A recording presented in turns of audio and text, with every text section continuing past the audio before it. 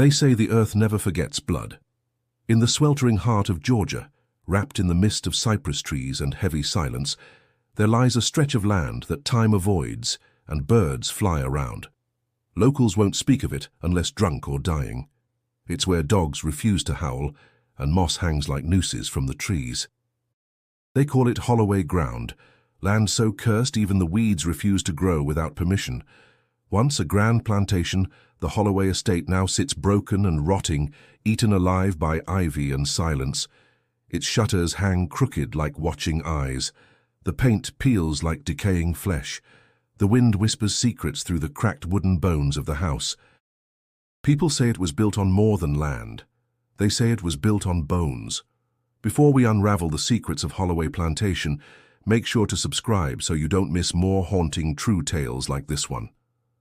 In the fall of 1884, a man named Elijah Reed rode into Georgia under a sweltering sun, his boots caked in the dust of war and distance. A former Union soldier turned surveyor, Elijah had spent the last decade walking forgotten lands and measuring ruin. This assignment, though, felt different from the moment he stepped off the train in Millersburg. The air hung thicker, the silence deeper. People watched him like they were waiting for something to happen. He carried with him a letter, stamped and signed by the county registrar, requesting an official survey of the Holloway estate for potential sale. The property, untouched since 1864, had become a legal conundrum. No living Holloways remained. No heirs had claimed the land. The courthouse records hinted at old wealth buried beneath the rot, lumber, crops, even whispers of oil. But nobody wanted to go near it. As Elijah made his way to the general store for supplies, the door creaked louder than expected. The clerk, an older man with skin like dried bark, barely looked up. "You headed west or east?" he asked without greeting. "South," Elijah replied, placing his list on the counter, "to the Holloway place." The man froze. A knife stopped mid-chop behind the counter. A woman near the flour sack dropped her basket. The room filled with a silence that tasted of iron. "No one goes there," the clerk finally muttered, pushing the supplies forward without another word. That night, at the inn, an old woman knocked on his door. Her hands shook, but her voice did not. "You don't know what sleeps there," she whispered. "They never buried the wrong that was done. It still breathes in the floorboards." Elijah tried to smile politely, but her eyes didn't flinch. "It's just land," he said. "Just timber and dirt." "No," she said. "It's a wound, and wounds fester." The next morning, Elijah saddled his horse and rode out of town alone. The road to Holloway twisted like a scar through the woods. The trees leaned too close. The air didn't move. Somewhere deep in the brush, a fox screamed, but it didn't sound like a fox. After several miles, the trees opened to a clearing, and there it stood, Holloway House. It was larger than he expected, 3 stories tall with a widow's walk that looked down on everything. The once white columns were stained with mildew and old blood. The windows stared back, black and unblinking. The roof sagged in the middle like it was too tired to stand. Elijah dismounted and stepped onto the path. His boots crunched gravel that hadn't been touched in 20 years. Vines clung to the porch like hands. The front door was ajar, groaning gently in the wind.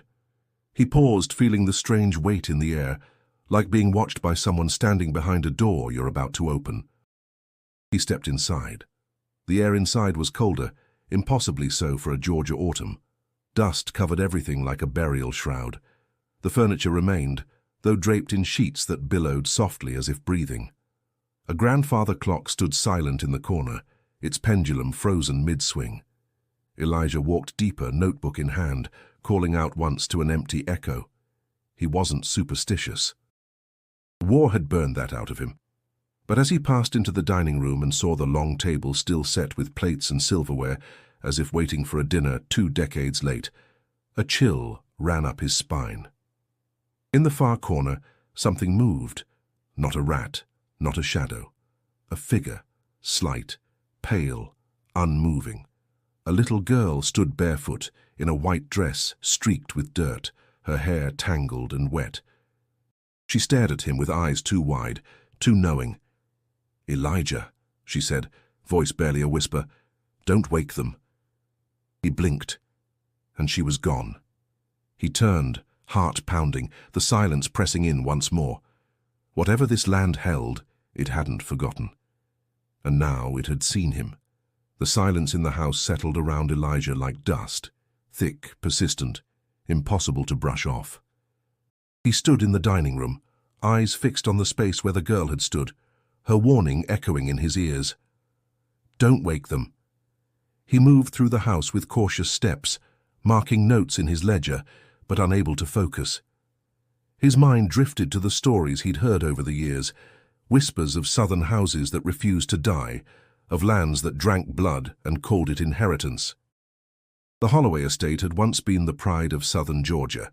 Built in 1811, it sprawled across hundreds of acres, cotton fields, sugarcane, dense pine woods. Gideon Holloway, the original owner, had risen from obscurity to become one of the wealthiest men in the state by 1820. But wealth alone hadn't earned him infamy. It was fear that cemented his legacy.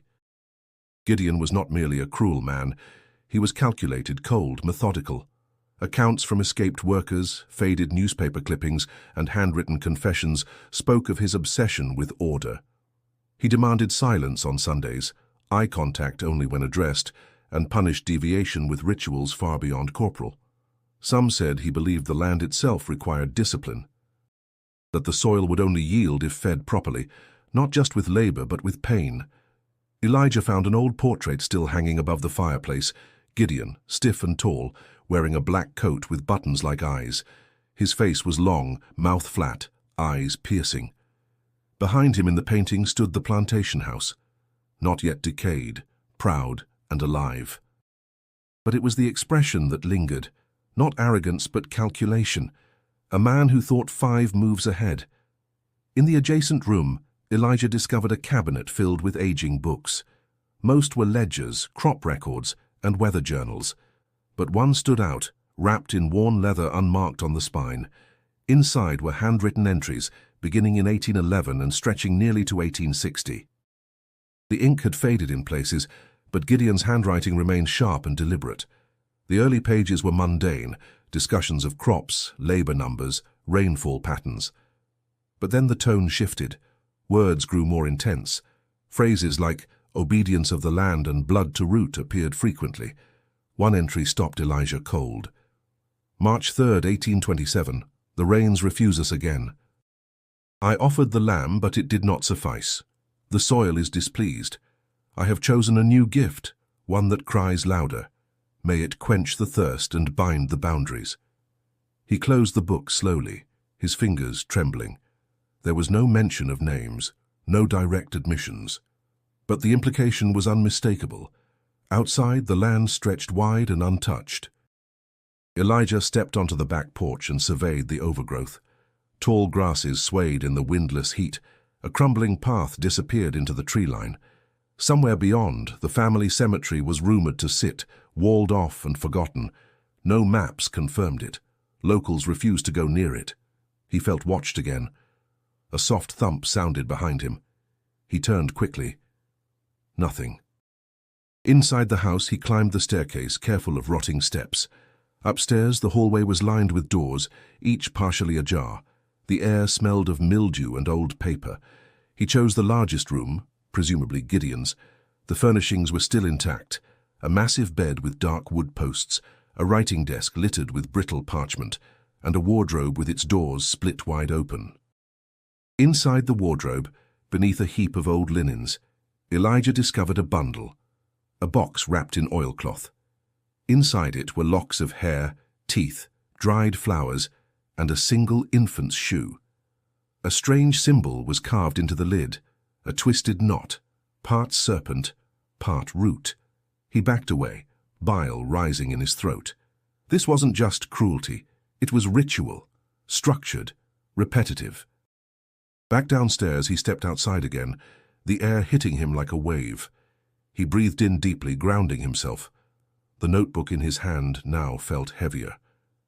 As he prepared to head back toward town for the night, a voice called out, "You don't belong here." He turned to see a woman standing near the tree line, her face shaded by a wide straw hat.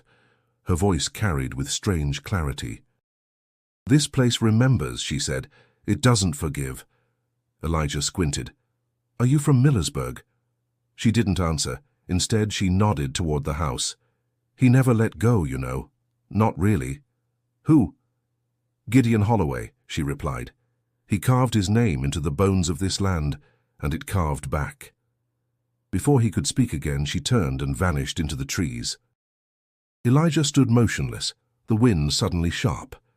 His job had been to measure the property, catalogue the structures, and evaluate it for future use. But already he knew. This was no ordinary survey.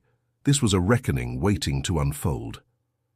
Elijah returned to Millersburg just before dusk, his thoughts tangled like vines around a grave. The Holloway property clung to him, in the smell of damp wood on his clothes, in the taste of rust on his tongue, in the silence that echoed louder than any voice. He slept restlessly at the inn, waking twice to dreams of a woman weeping beneath floorboards. At dawn, he packed his notebook, lantern, and revolver. Something in him refused to leave the job unfinished. He needed answers, not just for his report, but for himself. Back at the estate, the house greeted him with its familiar rot and stillness, but it was the land that drew his attention this time, the soil that seemed to breathe beneath his boots. He followed the overgrown path behind the house, past the collapsed barn and rusted sugar kettles, toward a part of the property untouched by time or record. The woods closed around him, thick and heavy. Trees leaned inward like eavesdropping elders. He pushed through brush until he came upon a clearing, uneven and silent. There the ground bore strange shapes, shallow mounds, sunken earth, clusters of broken stone. No markers, no names. A graveyard, but not for remembrance. The wind shifted, and with it came the smell, old iron, wet clay, and something foul. Elijah knelt near one of the mounds. Brushing away moss and leaves, he found a splintered wooden stake buried beneath the surface. No inscription. Just the echo of something unfinished. As he rose, he caught movement in his peripheral vision. A figure stood at the far end of the clearing, still, watching. It was the girl in white again. She didn't move. Her hair hung across her face. Her hands were folded in front of her as if waiting. "Who are you?" Elijah called out. She tilted her head, then vanished. The woods around him suddenly felt tighter, as if they were breathing in. He turned, stumbling back toward the house, heart racing. He found himself on the rear porch again, panting. The path behind him looked unchanged, but the air held weight. Inside, he searched for logic, for signs of squatting, of tricks, but none came. The dust was undisturbed. The girl had left no footprints. In the kitchen, he discovered a trapdoor beneath the stove. Its hinges groaned as he pulled it open. A narrow crawlspace led beneath the house where only shadows and memories dared linger. With a lantern in hand, he lowered himself into the dark. The earth was damp. The beams above creaked softly with his movements. As he crawled forward, he noticed something. An odd patch of soil, darker than the rest. He dug lightly with a hand trowel, the metal scraping against something solid. Wrapped in brittle cloth, tied with red string, was a bundle the size of a melon. When he unwrapped it, the cloth fell away to reveal a child's skull, tiny, cracked and stained deep brown. He recoiled. A second later, a whisper filled the crawlspace. "Elijah." He dropped the lantern. It went out. In the pitch black, breath hitched in his throat, he crawled backward blindly, scraping elbows and knees. Above him, the house moaned. From the darkness, he heard soft laughter, distant, childlike but broken. He burst out of the trapdoor and collapsed onto the floor, chest heaving. The air inside the kitchen was cold, though sweat poured down his neck. He didn't move for several minutes. When he finally did, it was to light a match with trembling hands and relight the lantern. The skull remained beneath the floor, a secret buried again for now. Later that afternoon, he rode back into town and sought out the local records office. The clerk there, a young man with thinning hair, recognized him at once. "You're the one surveying Holloway," he said, eyes narrowing. "I need records," Elijah said. "Old ones, from before the war. Anything about the slaves, their names, births, Deaths. The clerk hesitated. Most of that's gone. Fire took half the courthouse in 67. What about local cemeteries? He shook his head. Only Holloway's got marked graves. The rest, buried wherever Gideon pleased. Elijah left with more questions than answers. As he crossed the town square, he spotted a woman reading under the shade of a magnolia tree, the same one he'd seen at the estate. Her straw hat lay beside her. This time she saw him coming. "You found the field," she said without looking up. "I did. And the girl." He nodded slowly. "She's real, isn't she?" The woman closed her book. "As real as grief, as real as silence." "Who was she?" "You'll know soon enough." "Why me?" he asked. "Because you stepped on bones that weren't ready to rest." She stood and walked away. Elijah watched her go, the sun dipping behind the rooftops. A storm was coming, not of rain, but of memory. And memory always demanded to be heard. The following morning brought no sunlight. The sky hung low and grey, casting the Holloway land in a dim, metallic hue. Elijah stood at the edge of the woods behind the house, his boots planted in the moss-covered soil. Staring at the cemetery, he could now see more clearly. It wasn't marked in any official records, but here it was. A crumbling wall of stone encircled a patch of barren land. Within it, a dozen upright headstones leaned at odd angles, some half swallowed by the earth. Their names were barely legible, but they all shared the same surname, Holloway.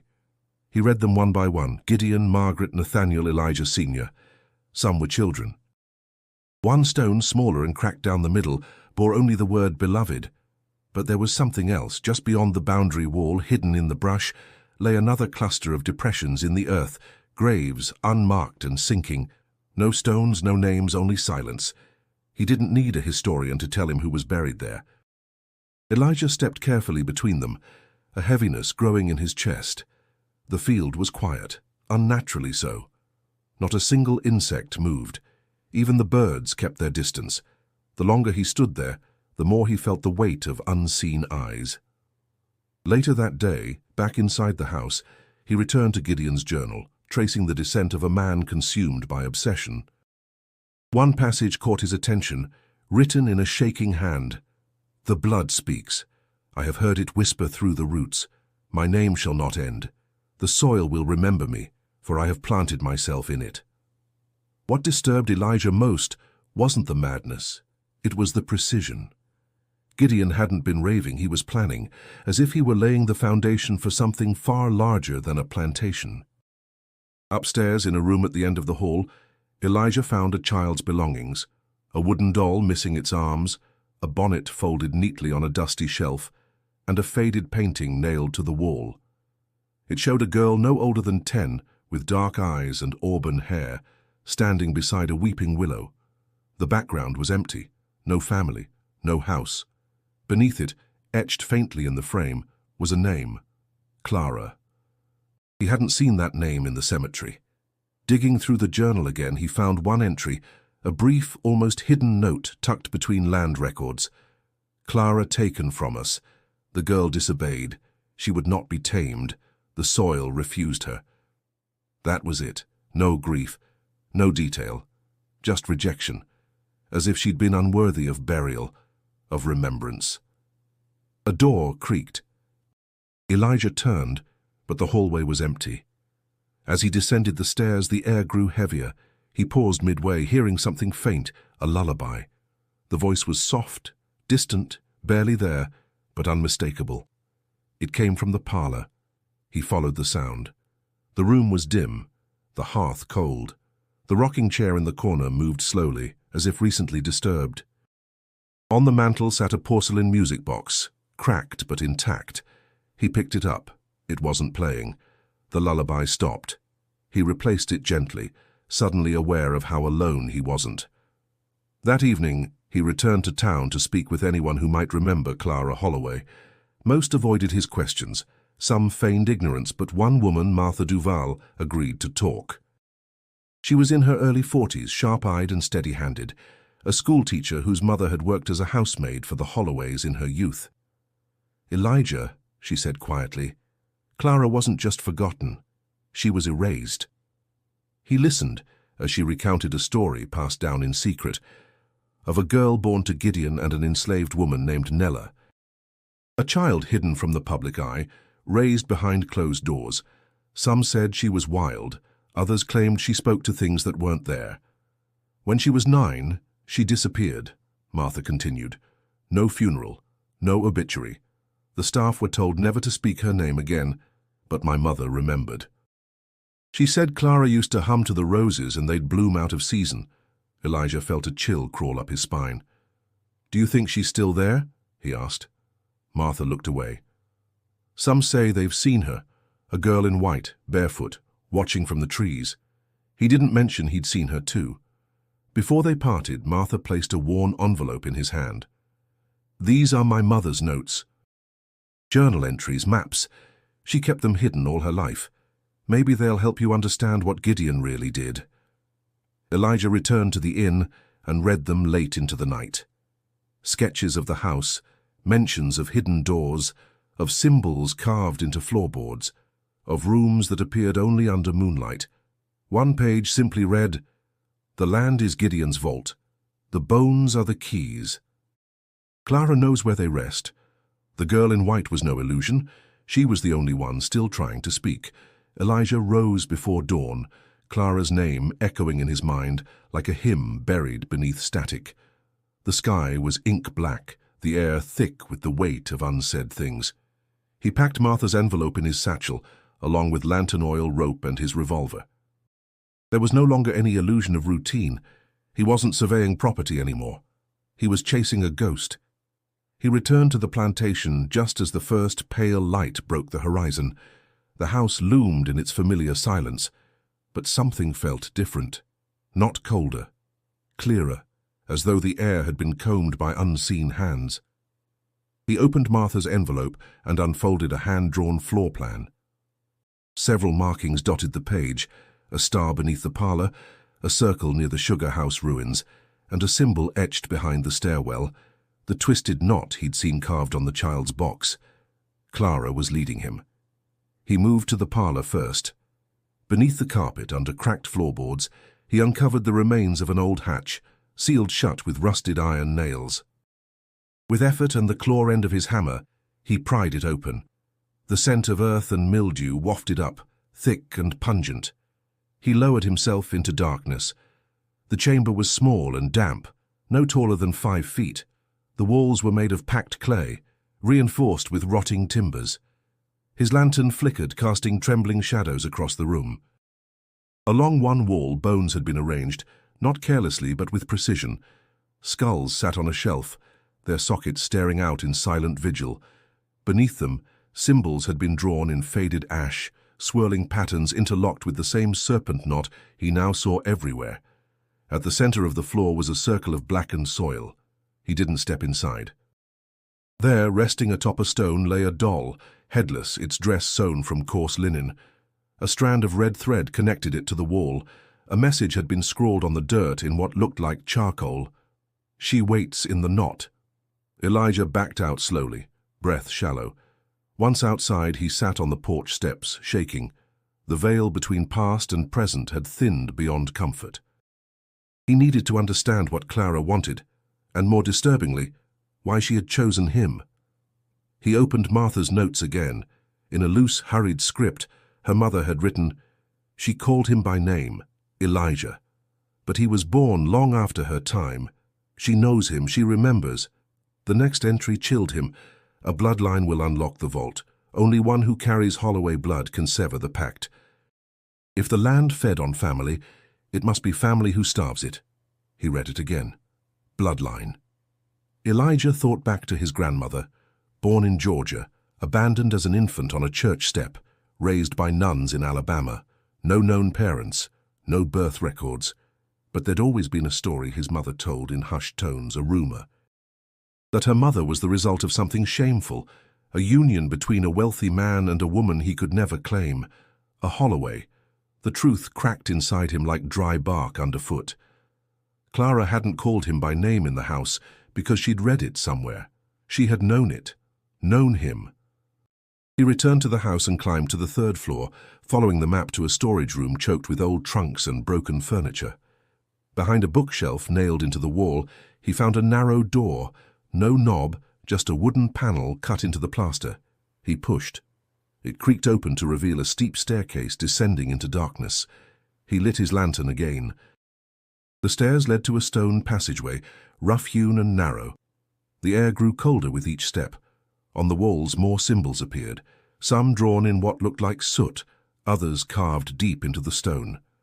At the far end, he reached a door, heavy, iron-banded, sealed with chains.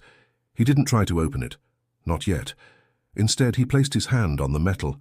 It was warm. Behind the door, he felt movement. Not sound, not pressure, but presence. Something aware, watching. The lantern flickered violently, then steadied. A whisper brushed past his ear. Elijah. He turned. No one. And then, there she was. Clara. Pale, barefoot, hair falling like dark water down her shoulders. She stood at the edge of the corridor, where light met shadow. You came, she said. Her voice was gentle, but filled with an ache so old it had weight. Why me? He asked. Because you're what he feared most, she whispered. Blood that remembers. She stepped back into the dark, fading like mist. Elijah remained still, staring at the chained door. His heart pounded with a single certain beat. The past wasn't just haunting him, it was calling him home. By the time Elijah returned to Millersburg, the sun had vanished behind a wall of low, heavy clouds. Thunder grumbled faintly in the distance, as if the sky itself was stirring. He didn't speak to anyone. He went straight to the church. It was the only place in town that still felt untouched by the creeping dread that followed him. Its wood was worn but clean. Candles flickered beneath stained glass windows, casting amber shadows on the pews. He found Reverend Joshua Gray kneeling at the altar, his hands folded, but not in prayer, in thought. The Reverend looked up as Elijah approached, and something in his eyes hardened. You've been to the Holloway place? Elijah nodded. More than once.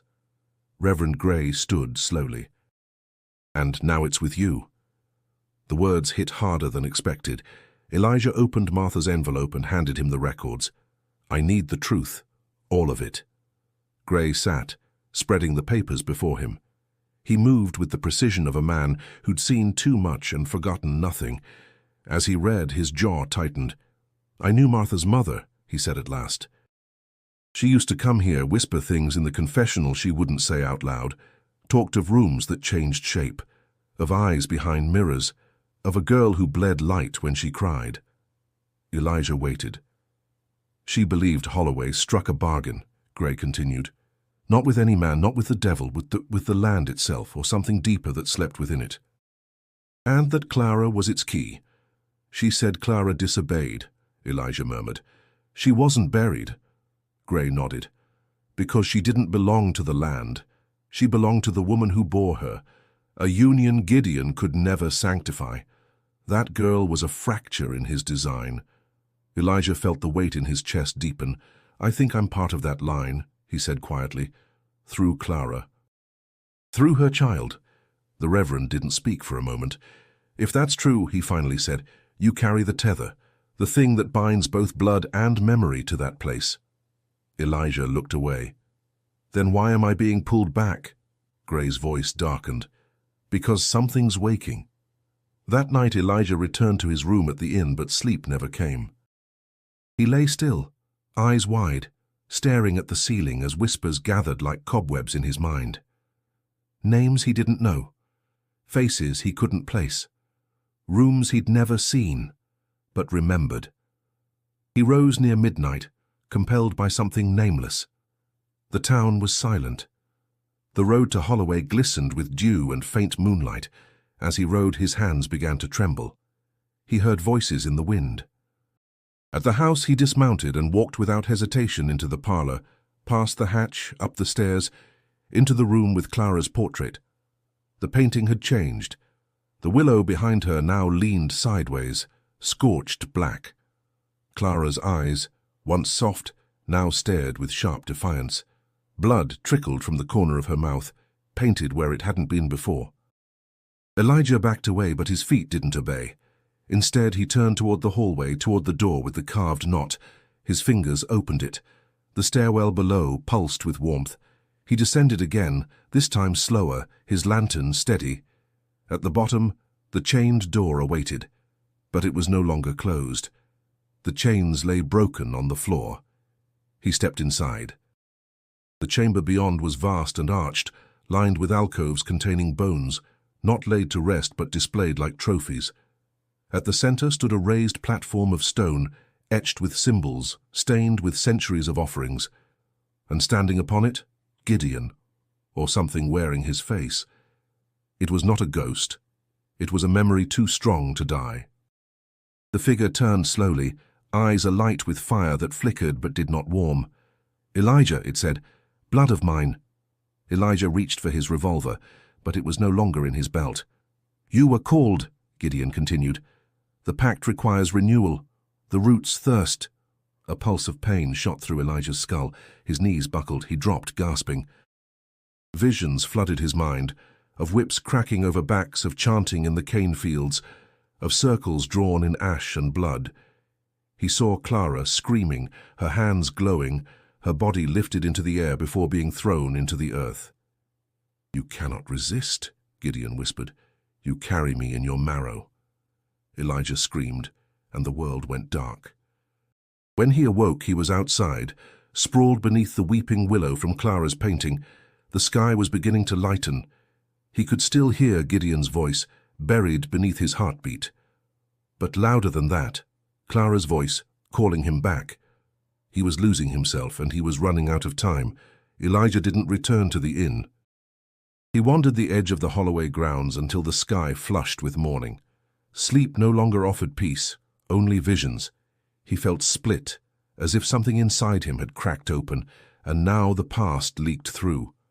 When he finally stepped back into the house, he no longer hesitated. He moved with grim purpose. Clara's presence remained just behind his thoughts, guiding his steps without words. In the library, behind a false panel in the hearth, he discovered a second, older journal, this one unbound, its pages stitched together with sinew. It wasn't written in Gideon's hand. The script was more frantic. The ink faded to a reddish brown. It was written by one of the enslaved men, a spiritual keeper, a root worker. His name was Samedi, and his words struck like thunder. "He calls it sacrifice. We call it theft. The land does not hunger for blood, Vegil. The man does. The master has twisted what was given for healing. He uses signs meant to lift the spirit, not to chain it. The bones cry in the soil. We hear them at night." Elijah turned the pages faster, his hands trembling. He prepares again. The moon turns red as it did before. The year is 44. He offers 3 this time, 2 men and a girl. He says their deaths will seal the roots forever. Elijah did the math. The entries repeated every 20 years, 1824, 1844, 1864. Now it was 1884. The harvest moon was days away. He staggered back, bile rising in his throat. The rituals weren't random. They were timed, measured, bound to the turning of seasons and bloodlines. And he was next. He stumbled into the study, desperately rifling through shelves until he found the original plantation ledgers. Most were filled with inventory, crop yields, equipment. But one ledger, bound in green leather, listed dates, names, and symbols. The final entry read, "Elijah Reed, Scepter 16, bound by blood, root shall accept." His name, already written. His hands shook uncontrollably. Later that afternoon, he returned to town, face pale, shirt soaked with sweat. He found Martha at the schoolhouse, packing books into crates.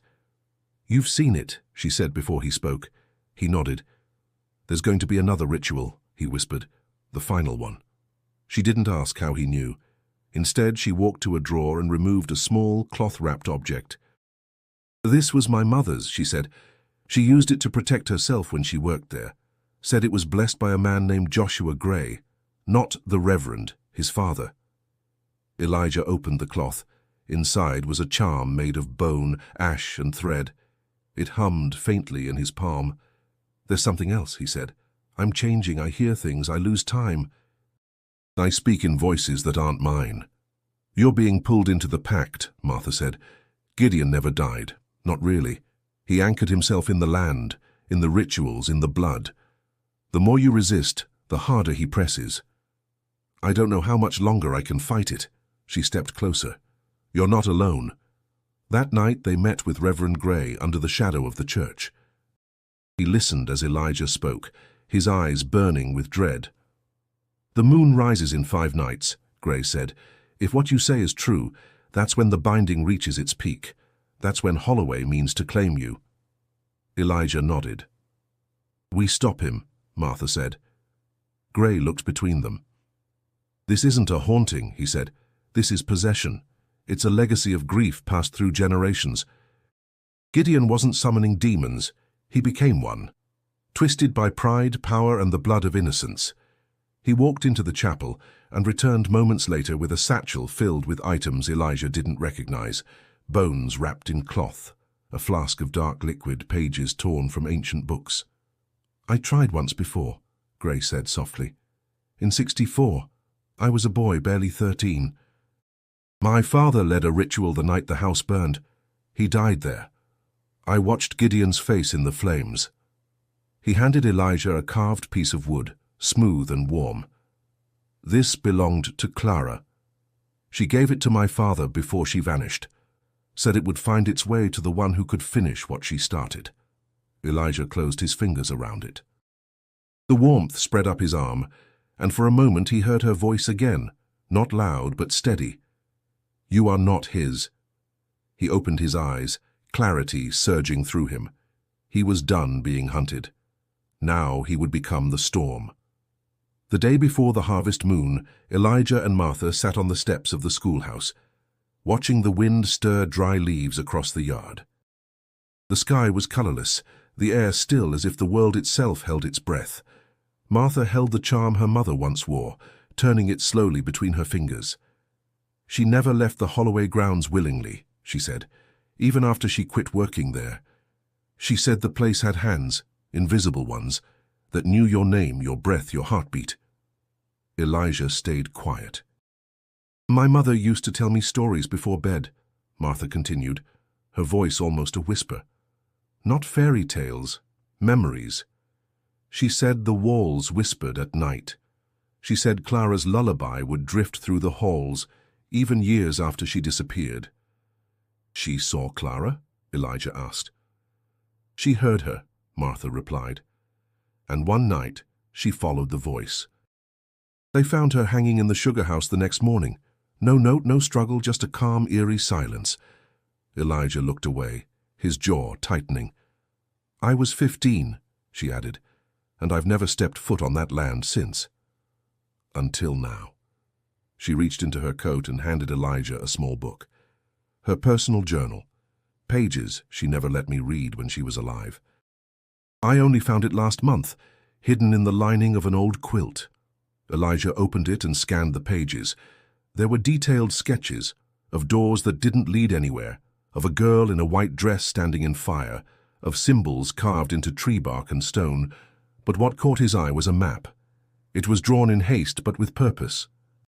It showed the layout of the estate, including areas no longer visible, a tunnel beneath the sugar house and a spot marked with 3 X's. At the bottom, her mother had written, she said it lies beneath the roots, where the cane no longer grows, the altar that binds the dead. Elijah traced the map with his finger, his pulse quickening. This was it, the source, the core of Gideon's power. If we destroy it, he said, we sever the connection. Martha nodded. That's what my mother believed. But there's more, he said. Clara knows where it is. Martha looked at him, brows furrowed. She showed me the chamber beneath the house, led me to the door, spoke my name like a memory. Then she trusts you, Martha said. I don't know why. Because she remembers pain, Martha said softly.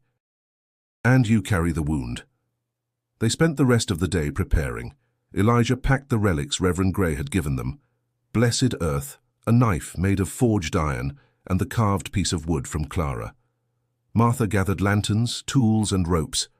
They agreed to wait until dusk, when the veil between worlds thinned and truths became visible. As the light faded, they approached the plantation once more. The house stood quiet, its windows black, its walls breathing secrets, but they didn't stop there. They followed the map through the overgrowth behind the sugar kettles, past the orchard choked in vines until they reached a sunken patch of land. Here no cane had grown in decades. The soil was cracked, ashen, dead. "This is it," Elijah said. They searched the perimeter until Martha found a hollow sound beneath a stone slab. Together they pried it loose, revealing a shaft covered in roots and darkness. Elijah lit the lantern. "If this is where the altar lies, it's where Gideon will try to stop us, and where Clara will help us finish it," Martha replied. They descended into the earth. The tunnel was narrow and lined with bone fragments, embedded in the walls like fossils. The air reeked of decay and wet ash. Symbols marked the stone at regular intervals, each one older, darker, more desperate.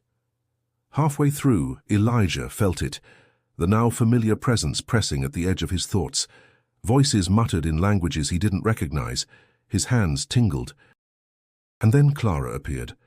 At the end of the passage she stood barefoot, lit by the flickering lantern, her white dress fluttering in wind that did not blow.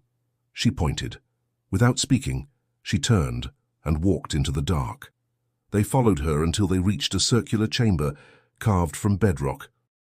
In its center was the altar, stone blackened by centuries of offerings, etched in symbols, surrounded by shallow pits filled with bone dust.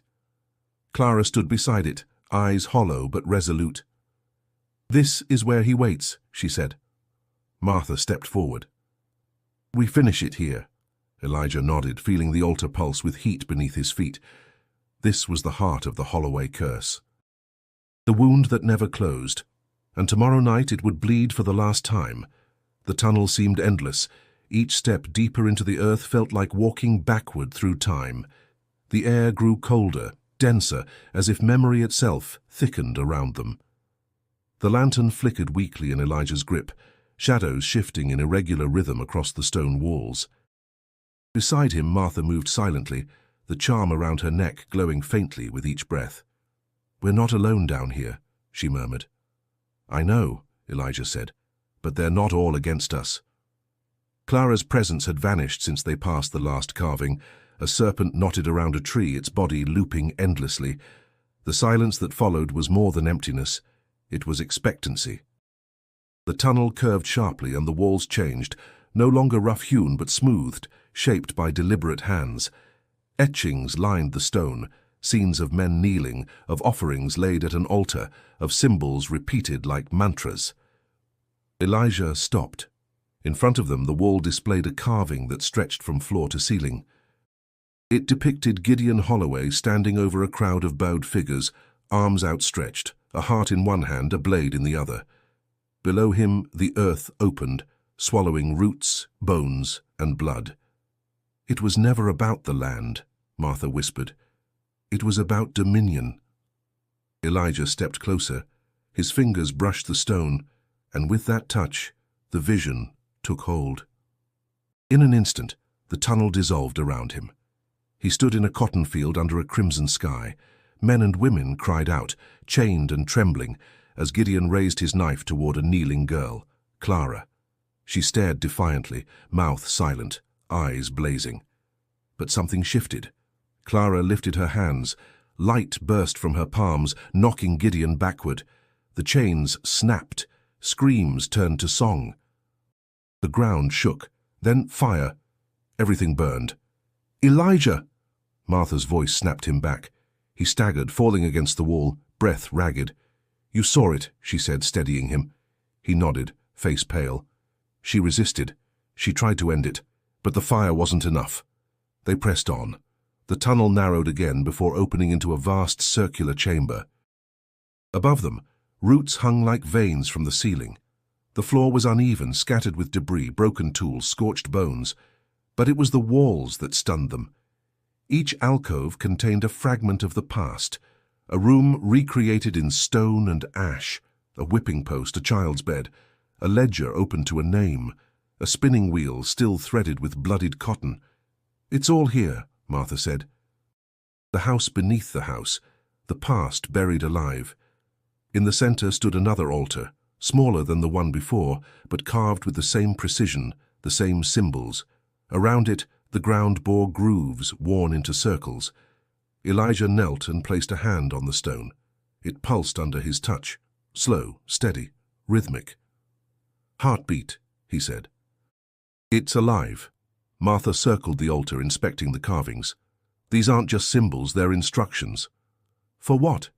"To summon, or to sever." She traced her fingers over the edge, stopping at a mark different from the others. A hollow spiral with a single vertical slash through the center. "This one appears in my mother's drawings," she said. She called it the cut root. As Elijah stood, the chamber trembled. A deep groan echoed through the stone, as if something ancient stirred beneath them. Suddenly, the roots above twitched, then again, and then they moved. A gust of wind rushed through the chamber, extinguishing the lantern. Total darkness swallowed them. Elijah drew the iron knife, its cold weight grounding him. Whispers filled the air, not around them but within them. Voices pressed against their minds, invading thought. Join. Blood calls blood. The pact remains. Martha lit a match, its tiny flame revealing her wide eyes. "They're testing us," she said. "Testing your will." Elijah gritted his teeth. "Then let's show them mine." They began preparing the space, placing the relics in a circle around the altar. Martha poured blessed earth into the grooves. Elijah laid the carved wood from Clara at the center. As they worked, visions flickered at the edge of Elijah's vision. His mother weeping, his grandmother alone in a church pew, Clara's face half buried in soil. Then, for the first time, he saw Gideon, not in flame or fury, but standing behind him in full flesh, silent and smiling. "Elijah," he whispered. Elijah didn't turn. He finished the circle, sealed it with his blood, and stepped back. The chamber quieted. The whispers receded. And for one suspended breath, there was peace. Then Clara appeared. She stood within the circle, the carved wood in her hands, her eyes wet with memory. "You found it," she said. "I had help." She smiled faintly, then looked at the altar. "He's coming. Tomorrow night." Elijah nodded. "Then we'll be ready." The night of the harvest moon arrived like a held breath finally exhaled. The sky above Holloway grounds was cloudless, and the moon rose swollen and orange, bleeding light across the trees like fire through stained glass. Elijah, Martha, and Reverend Gray stood at the edge of the field, the wind still and the air sharp. The charm around Martha's neck trembled faintly, pulsing like a heartbeat. "This is where it begins," Gray said, voice low. "And where it must end." They entered the tunnel once more, each step heavier than the last. The silence pressed in, but not empty, expectant. The altar chamber greeted them like a beast waking in slow coils. Clara was already there, waiting. She looked at Elijah. "He's coming through me first," she said. "He always does." Reverend Gray placed the relics in their circle. "We'll hold the veil." "You must strike." Elijah stepped into the center, the knife at his side, the carved wood from Clara held close. The stone beneath his feet pulsed with heat. They began. Gray's voice rose in a chant, older than any book, a binding prayer passed through generations. Martha followed, pouring salt and ash across the floor, forming the circle. Clara closed her eyes, and the altar screamed. The sound split the air like glass shattering beneath thunder. The roots above twisted violently. The bones embedded in the walls trembled. From the darkness, figures emerged. They weren't whole, not ghosts, not living. Echoes, men and women dragged from the soil by memory, their bodies half-formed, eyes hollow. They circled the chamber, whispering, reaching. Clara stood tall, her voice cutting through the storm. "You do not belong to him." The altar pulsed again, brighter now. A shape formed in the far end of the chamber, walking slowly into the firelight. Gideon Holloway. He looked unchanged, Tall, lean, his black coat pristine. His eyes burned with a cold fury that had never dimmed. He stepped into the circle, unaffected by the sacred line. "Elijah," he said softly, "my blood, my name, my heir." "You're nothing to me," Elijah spat. Gideon smiled. "You came here, the land called. You answered." "No," Elijah said. "Clara called." At the mention of her name, Gideon's face darkened. He turned toward her. "You were supposed to be the key," he growled, "but you broke the lock." "You made me a vessel," Clara replied. "But I became a flame." With a sudden roar, Gideon raised his hand. Wind surged. The roots whipped from the ceiling, lashing at the circle. The charm around Martha's neck flared. She dropped to her knees, shielding the relics. Gray shouted louder, his voice rising in defiance. "By bone and breath, by name and birth, we sever the seed, we break the curse." Gideon stepped toward Elijah. "You carry me," he hissed. "You cannot kill me without killing yourself." Elijah stood still, breath shallow. The blade trembled in his hand.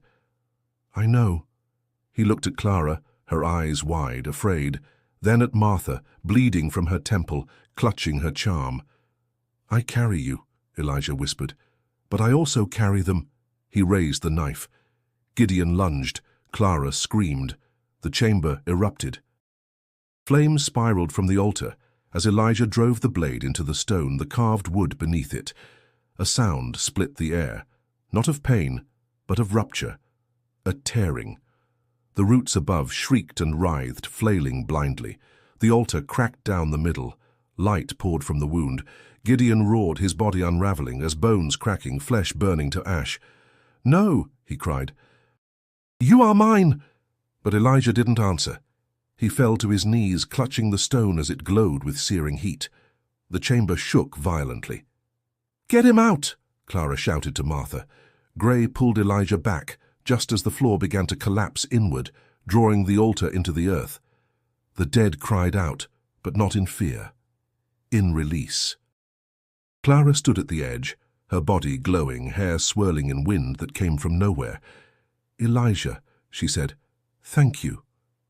And then she stepped into the light, vanishing as the altar imploded and silence returned. The chamber went still. The roots ceased. The curse had been struck, but its cost had only just begun. The chamber groaned as if the earth itself were exhaling centuries of held breath. Dust filled the air, thick and choking. Elijah stumbled back, coughing, his ears ringing from the collapse. The altar was gone, consumed by its own breaking. In its place was a void, a chasm of scorched stone and glowing ash. The roots above had shriveled into brittle threads, their power burned out in one final shriek. "Elijah!" Martha's voice cut through the chaos. He tried to stand, but his legs gave out. Gray dragged him away from the edge, the ground beneath them still trembling. "We have to move," the Reverend shouted. "The whole passage is falling in." Martha grabbed Elijah's arm and slung it over her shoulder. They moved together through the tunnel, now cracking at the seams. Chunks of stone fell from above, and the bones in the walls turned to dust. The air was filled with moaning, not of pain but release. The house above was burning. By the time they reached the surface, flames had already consumed the western wing of the mansion. Fire licked the columns, climbed the balconies, and danced through broken windows like it had been waiting. Martha turned back, tears in her eyes. "It's cleansing itself." Gray nodded. "The house is no longer his." Ayat can finally die. But Elijah wasn't moving. He stood in the field, staring at the sky. The moon had begun to pale, its fiery hue fading to white, and in that moment, something inside him pulsed, not a voice, a pull. The pact might have shattered, but the blood still lingered. He dropped to his knees, clutching his head. "Elijah!" Martha cried, running to him. "Stay with me!" He gritted his teeth, vision blurring. The roots were gone, but the echo remained, a whisper in his marrow, a hunger in his spine. One last thread, it said. "You are not free. Not yet." He felt the weight of generations in his bones, the imprint of Gideon's name etched deep inside him. A choice had to be made. Behind his closed eyes, he saw Clara, not as a ghost, but as a girl. her hair braided, her hands stained with earth. She knelt by the tree where she used to sing, alone, forgotten. He saw her rise. She reached for him. "Let me take it," she whispered. He shook his head, trembling. "You've already given everything." "You are still bound," she said, "but I can carry what's left. If you do this, I won't return." Her eyes didn't waver. "You broke the chain," she said softly. "Now someone must carry the key." She placed her hand on his chest. Elijah gasped, not in pain but in stillness. The whisper stopped. The hunger fell silent. His body went light. Clara smiled, fading like mist in morning, and she was gone. Elijah collapsed forward into Martha's arms. He awoke by the riverbank at dawn, his clothes damp with dew. Martha sat nearby, head bowed, clutching the charm. "You're alive," she said when he stirred. He sat up slowly. The pain in his limbs was real, but something else was gone, a shadow that had lived in him his whole life without name or shape. "Where's Gray?" "He stayed behind," she said. "Said someone had to bless the land one final time."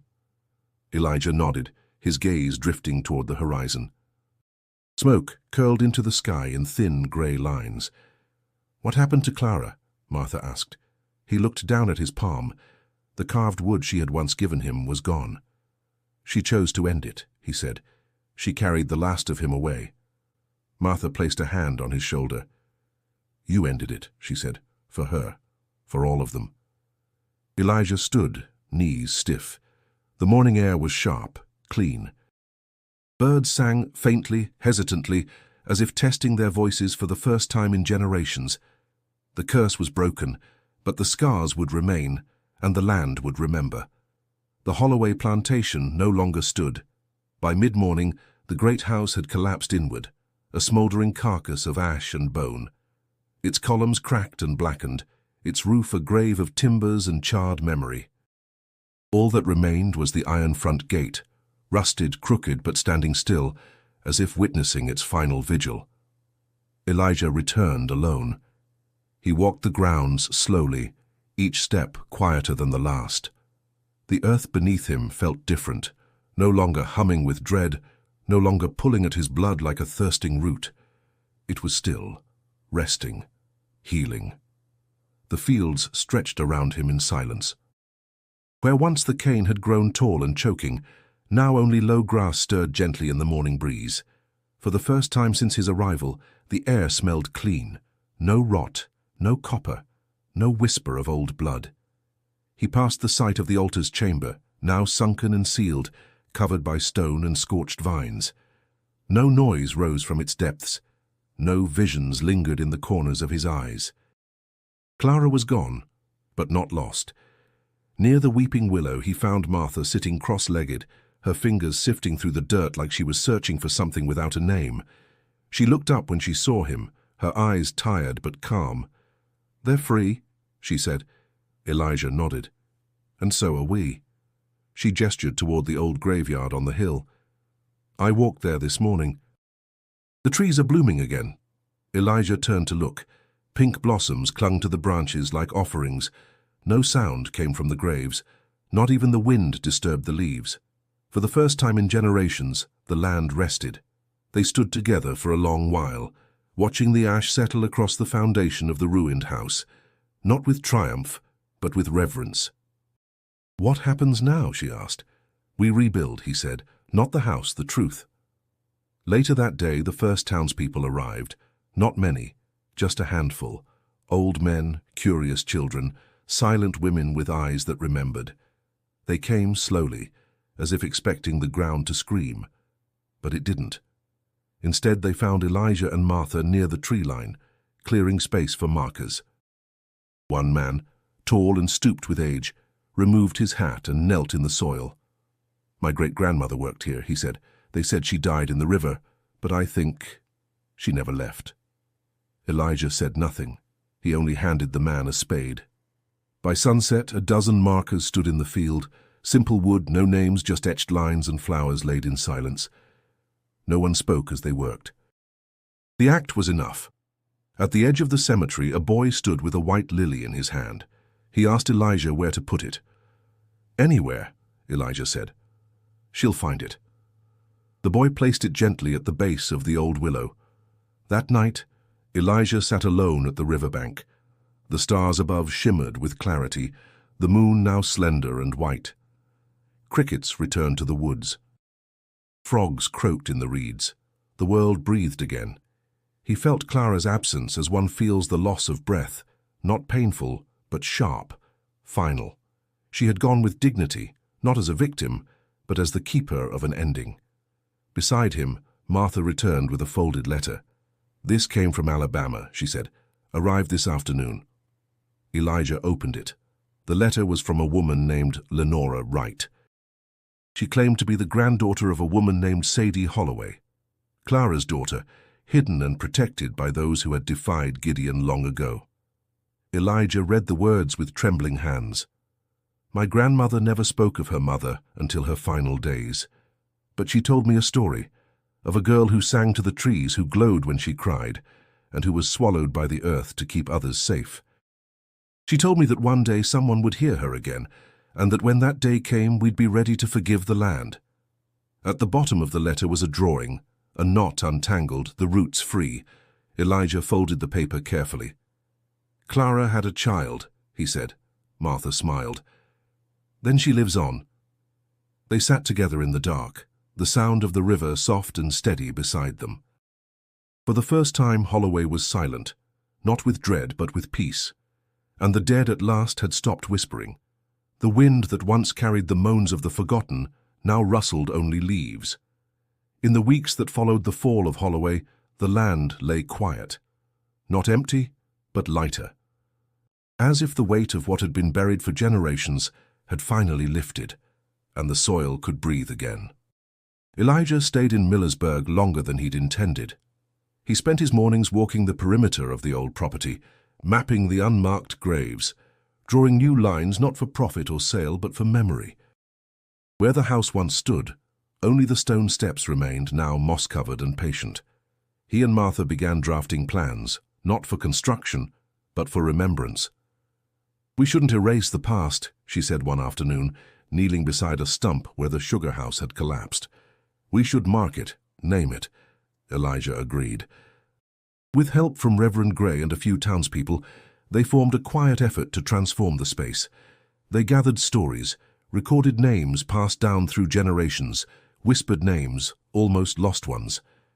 The community, once too afraid to speak of Holloway, now came forth with fragments of the truth. An elderly woman brought a faded photograph of a girl with wild eyes. "My grandmother," she said. "She escaped once, hid in the cane fields for 3 days, said a voice told her where to run." Another man offered a pendant made of carved bone, wrapped in copper wire. "This kept my family safe. We never knew why. Maybe it was hers." Word spread. More people came, not with fear but with reverence. They brought letters, tokens, heirlooms. They came not to forget but to understand, to rebuild something that had never truly existed, justice. At the center of the grounds, Elijah and Martha planted a single white oak tree. "We'll start the memorial here," Martha said. "One name, one story at a time." They erected a wooden plaque beside it, inscribed not with dates or explanations, but with the words, "To those who were never named, but always known." Each morning, fresh flowers appeared at its base. No one ever saw who left them. In the evenings, Elijah would sit alone on the old foundation, watching the sky darken over the empty hill. The sounds of night had returned. Frogs croaked, crickets sang, owls passed overhead. But the silence was clean, honest. One night, he received another letter, this one handwritten, with a return address from Tennessee. It was from Lenora Wright again. "Mr. Reed," it read, "I've spoken with my elders. We believe you are family, through Clara's line. My great-grandmother kept a journal. It confirms what your research uncovered. Clara didn't vanish. She survived. Through her daughter. Through us." At the bottom of the letter was a copy of a sketch Clara had drawn as a child. The weeping willow, a girl beside it with open arms, the words, "The land remembers kindness," etched beneath. Elijah folded the paper with care and placed it inside his journal. A connection that had once been buried now extended toward the light. Later that week, Martha proposed hosting a gathering on the land. Not a celebration, she clarified. A reckoning, a naming, a chance for people to speak what was never allowed. They chose the first Sunday of October. A wooden platform was built near the tree. Simple benches were placed in a semicircle, nothing elaborate, just space to sit, to witness, to listen. When the day came, dozens gathered. Some wore black, others white. Most brought something small, a flower, a rock, a ribbon. All brought silence. Martha opened the gathering with a few words. This is not to reopen wounds, but to honor the ones that never had time to heal. We stand on a land that once screamed. Today we answer back, not with vengeance but with truth. Elijah stepped forward. He read a list of names. Most were partial. Many had no surnames.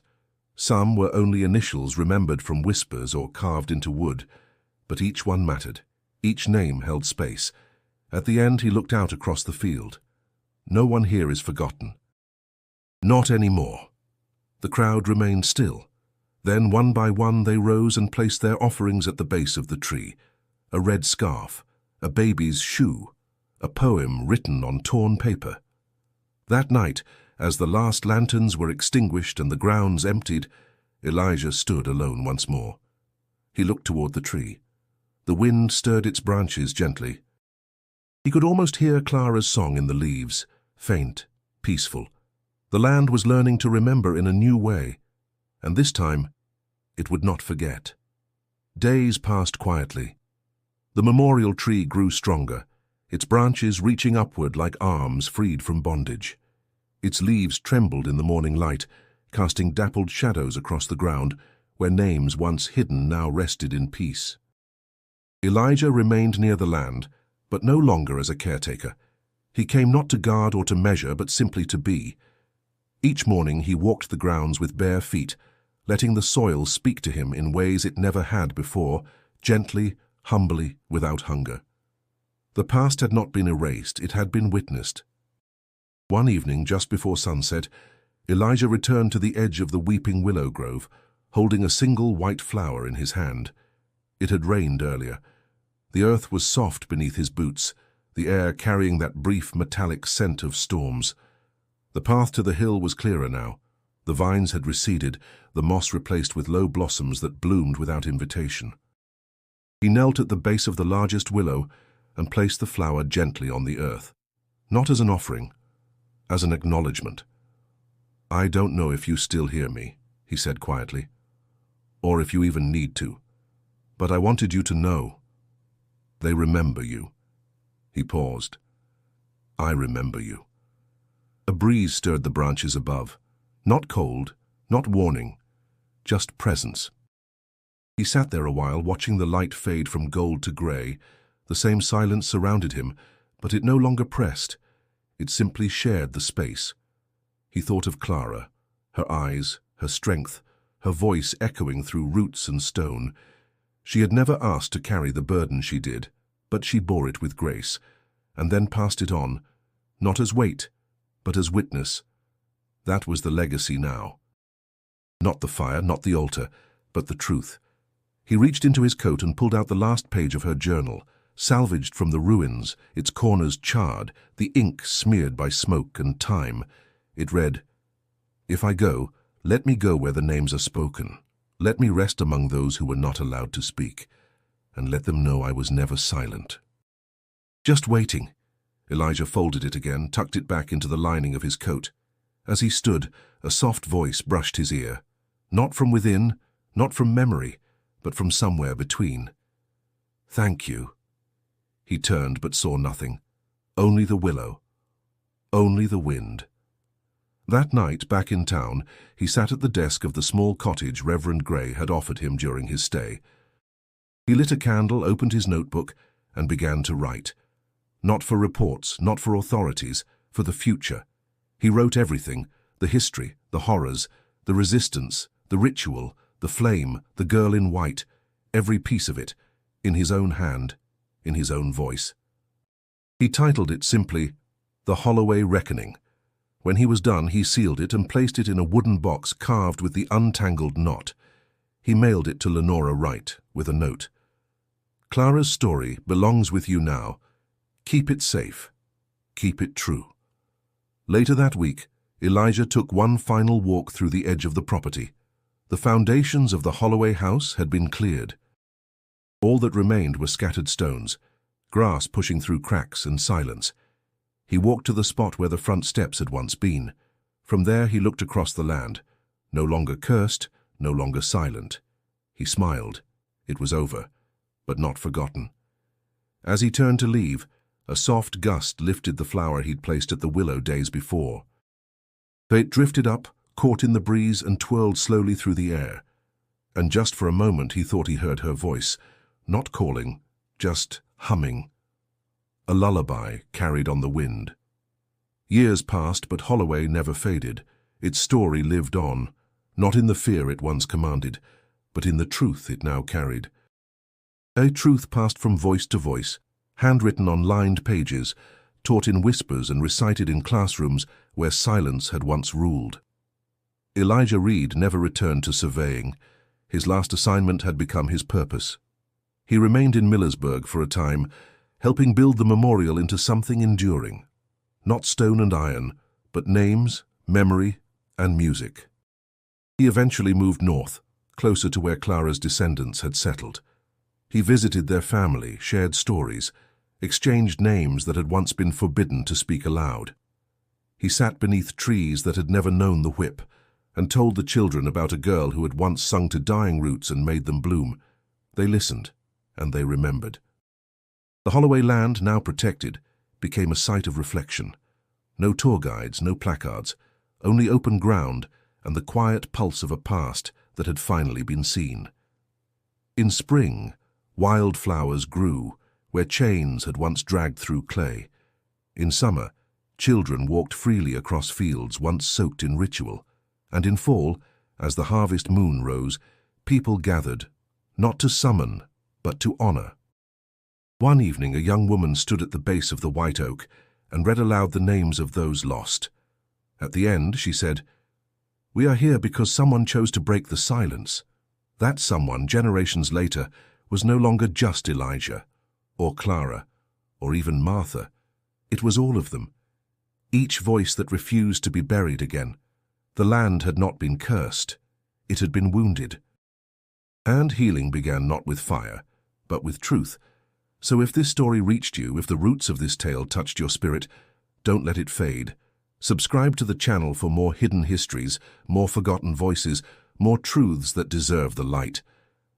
And if you're still with us, click the next video on your screen now to uncover another tale buried deep in the soil of America's past. One that still echoes with footsteps never heard and names never called. Because the past does not sleep. It waits. Until someone listens.